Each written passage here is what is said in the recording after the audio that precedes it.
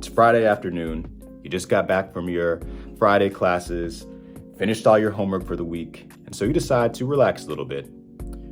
You just got a notification on YouTube from your favorite YouTuber. It's like, oh yeah, I've been looking forward to this video all week. I can't wait to see what this is about.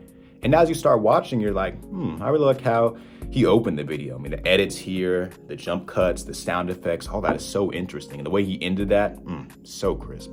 Chef's kiss right there. And then you start thinking to yourself, could I possibly do this? Is there a space for me to become a content creator? I'll answer that question for you. Absolutely.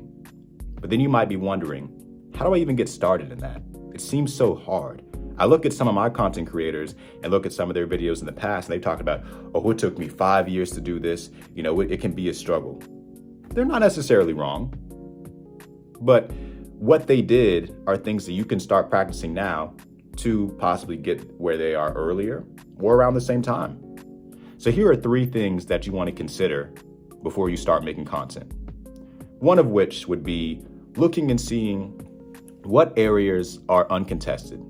What areas of content are there not as much videos on, right? Because if you look at those areas, you'll be able to figure out where you'll be the most successful because you're going to be new. You're going to stand out. You're going to be different. People are going to be like, what is this content about? Like, I'll give an example. Skiing in shorts, right? Doesn't really sound very practical. It's cold when you're skiing. Why would you do that? Right? But if someone sees that video skiing in shorts, they'll be intrigued. Like, why in the world would somebody try to ski with shorts? That sounds crazy. So they click on that video. Now they're like, oh, wow, it's pretty funny. And it's like, he's probably going to get hypothermia or something like that, get all cold. But then you're like, well, at least I have an audience here. I'm going to keep doing this because your video ends up going viral. You might notice that, people might be commenting like, you're crazy. Why would you wear shorts? But at least they're commenting. They're interacting, right? You have a new space that you can operate in that's able to bring people in because it's something new and different that you don't expect. The next thing to consider is, what do you like to do? Are you an excellent writer? Are you a great orator? Are you a great artist? Do you like to draw things out?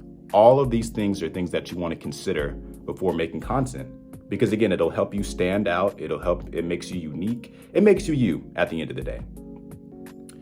And the third thing you want to consider is, what is your personality like? Are you more introverted? Are you more extroverted? Are you a little bit of both, ambiverted? Those are things that you want to consider before you make content as well, because it'll help you be more inclined to make that content. It'll help you feel more confident while you're producing this content. It'll do all the things necessary to make your content appealing.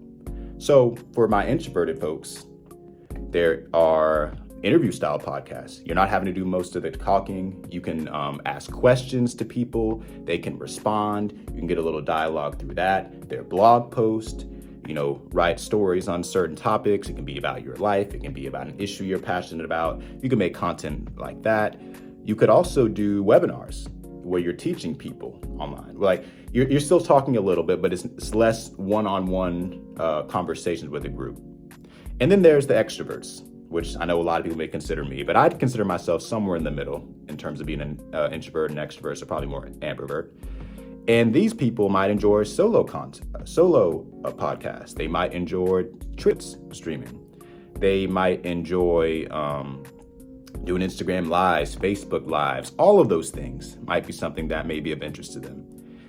And then the last part are people that you're still kind of introverted and maybe a little bit extroverted, but still want to have a quieter scene. So that might be iTunes podcast. It might be a Pinterest post. It might be a LinkedIn remark, something where you're still making a public remark, a public comment, but you're not having to be in front of a camera and you're not having to, it also may just be more time effective for you, right? If you don't have the time to be in the studio to be producing videos. But the end goal with all content creating is consistency. I mean, that's a word I've hammered home in a lot of my videos. It's consistency, consistency, consistency. That's what you want if you are hoping to bring in a target audience. You want people to stay because they're going to be looking for, oh, he posts every Friday. When's that next video coming out? You're going to have people asking questions. Now, so whatever form you choose, you want it to really fit your style. And if it fits your style and you can be consistent, that will put you on the path to success. Thank you.